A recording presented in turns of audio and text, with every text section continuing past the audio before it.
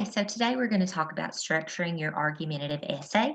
At this point, you should have already found some sources to support your stance on the topic. So what we're going to do today is get those sources and get what you know about your topic and get your perspective and organize it into a clear essay. So the first thing that you want to make sure that you have is a very clear claim. Now, your claim should be just one sentence that is your stance on the topic. Now you'll notice that your claim is pretty much the exact same thing as your thesis statement. So for example, let's say I'm writing about the legalization of marijuana. I'm going to use that topic since none of you are writing about it. But if I had a claim about that topic, my claim could be something like marijuana should be legalized in all states, or marijuana should not be legalized in all states. So let me correct that. Those would be effective claims. And the reason you want to have a clear claim is because, first of all, you want to make sure you have a clear thesis, which is going to go at the very end of your introduction. But the second reason is because oftentimes what people will do is write an argumentative essay and they won't have a clear point. So, for that reason, if people at the very beginning of your essay can't tell exactly what you're arguing, they're not going to be able to determine whether or not they agree with you. So by stating this very early on, it just provides a nice context and framework for all of the evidence that is to follow. The next thing you want to ensure that you have are supporting points. Now, I would recommend that you have between 2 and 4 supporting points. These are going to become your body paragraphs. Now, oftentimes it is good to kind of begin your research with these in mind, but by the time you found some sources, you will most likely have these fairly solidified. The thing with supporting points, and again, these are going to become topic sentences of body paragraphs, is that you do want to make sure that they're not repetitive with one another. So I'll explain that in just a second. I'm going to make mine full sentences because I'm going to go ahead and format them the same way I would if they were topic sentences.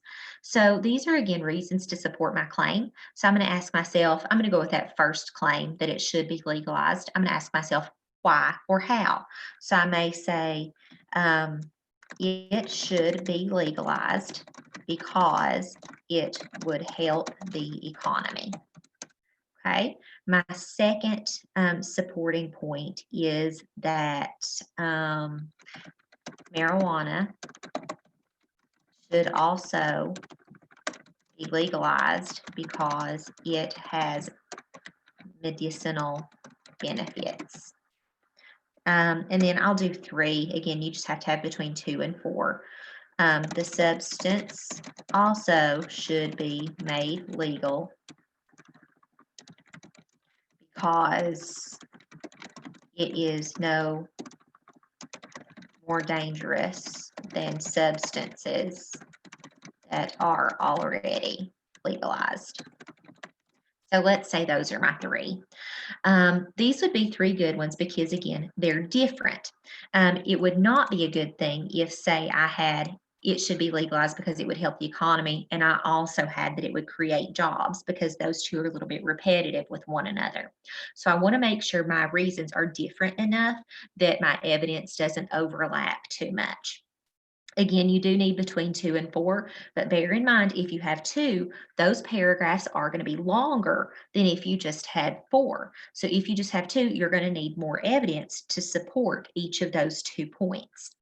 Now, by coming up with the claim and the supporting points before you really get into the composition of your essay, you have more of a framework and your essay is less likely to become disorganized. You also kind of have that added safety net in of knowing exactly where you're going next, which I think is a comforting thing to have as you're writing. So after you draft out, you can just do this on a scrap sheet of paper. After you draft out your claim, I'm going to delete this one since I'm using the first one, and your supporting points, what you want to do is write your introduction. Now you'll notice that you do have an introduction format and a sample introduction on Canvas, and I've copied and pasted these below. So for your introduction, the structure that I would follow is to introduce the debate, show both sides of the debate, and include a thesis statement. So what I've done here This first section, and let me zoom in just a little bit for you, is I have provided background on the debate. To be honest, I do not recommend using a whole lot of evidence within your introductory paragraph because it takes away some of the power of your body paragraphs.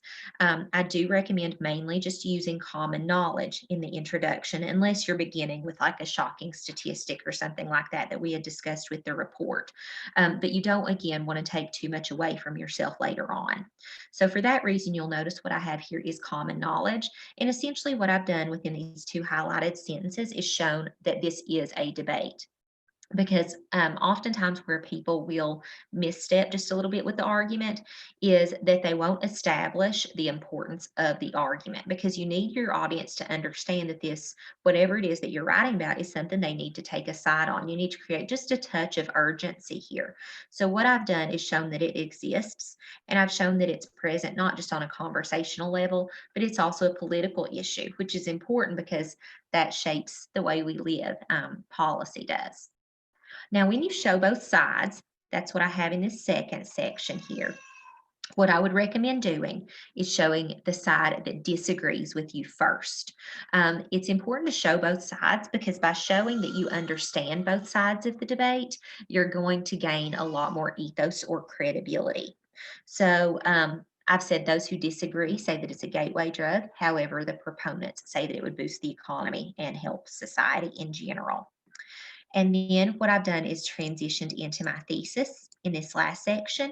You'll notice I have first person within this one. I think that first person in a thesis statement for an argument is completely fine, but just avoid it within the rest of your essay.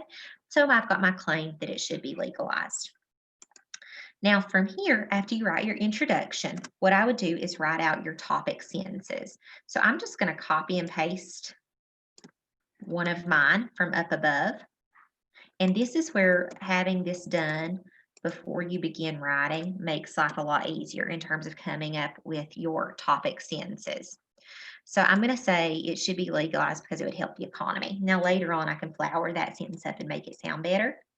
But from here, the way you build out an argument body paragraph is by using a structure called point evidence analysis, or PEA. You saw this on your assignment sheet. So I'm going to kind of model this for you because I think that's the easiest way to do it. So your topic sentence should not be a quote or paraphrase. Bear that in mind. It should just be a supporting reason. So what I want to ask myself is, what is one point to support this? So for me, how would it help the economy? So I'm going to say marijuana, or the legalization of marijuana would help the economy by creating tax revenue.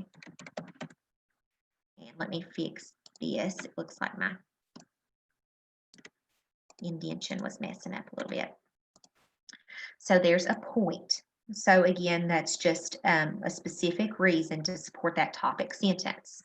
So after every point, what I need is a piece of evidence. So this is where I would dig back into my sources, and I need to find a piece of evidence that proves that the legalization of marijuana would create tax revenue. So let's say I pull up my sources and I find one. I'm going to put in a quote from one of my sources. So I'm going to say, according to a source, comma, quote. Remember, if you're using exact words, always use quotation marks and always introduce quotations with a signal phrase. So I'm going to say, have my quotation, in states where marijuana was legalized, there was a 15% increase in tax revenue over a 3-year period. And you'll notice here there's some overlap between this and that quantitative literacy assignment. So you may have found a piece of data that would be helpful for some of your evidence. And again, cite as you go. So let's say I got this from an article called Legalization. So I've got my point and supporting evidence, and then I need to have my A, which is analysis. So for analysis, and I would be taking notes here, for analysis, what you want to do is show how the evidence supports your point. So here's my interpretation of that evidence. So I may say, this is a large increase in tax revenue under in such a short period of time. If all states legalized this substance, they would also experience similar increases. And again, your analysis is out of your head, so I'm just, for myself, interpreting the evidence. These states could use collected revenue to support areas that are often lacking in funding, such as education. Okay, so there's my analysis. Now, the one thing you want to remember is that you want at least a 1-to-1 ratio of evidence to analysis. So here I've got a sentence or so of evidence. So I need at least that much analysis. Doing that is really going to help keep your Turnitin.com percentage down, because again, we don't want too high of a percentage there. And then all I have to do is repeat my point evidence analysis structure. So what's another point that would help support my topics sentence? So I may say the legalization of marijuana would also help the economy through the creation of more jobs. And again, I could dig back in my evidence and find a piece of supporting evidence. So let's say Jones writes that there was a significant decrease in the unemployment rate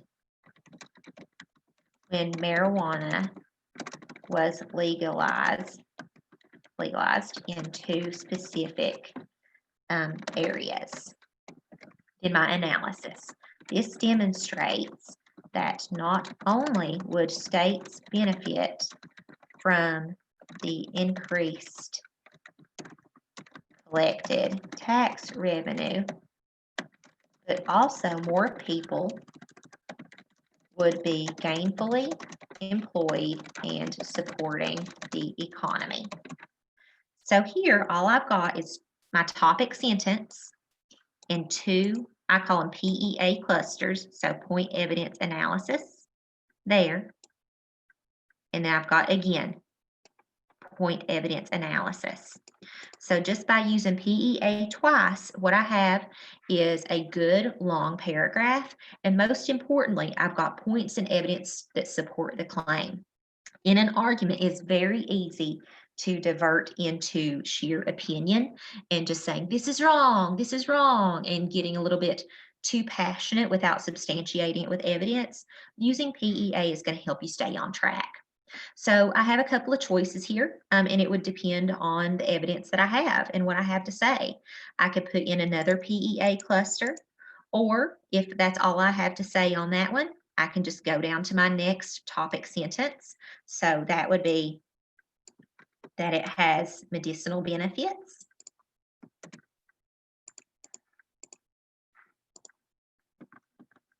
And I would follow the same thing, point evidence analysis, point evidence analysis. You need at least 2 PEA clusters in each body paragraph, but you can have more than that. Now up here, you'll notice I did cite as I went because I have Jones. That would be my corresponding citation. Please make sure if on the report you had some issues with citations or evidence that you do go back and review the video lectures and the notes on in-text citations. You will be using these throughout the rest of the semester, so an understanding of these is imperative. Next, make sure when you turn in your argument rough draft at the end of this module or at the end of this week, that you do include your works cited page on the same document, just like you did with your report, and also make sure that you meet the length requirement of both the rough and the final drafts. The final draft length is on the argument assignment sheet, and your rough draft length can be found on your course calendar. If you have any questions, please don't hesitate to let me know.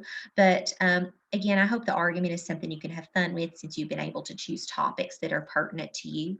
And again, if I can be of any further help, please don't hesitate to let me know.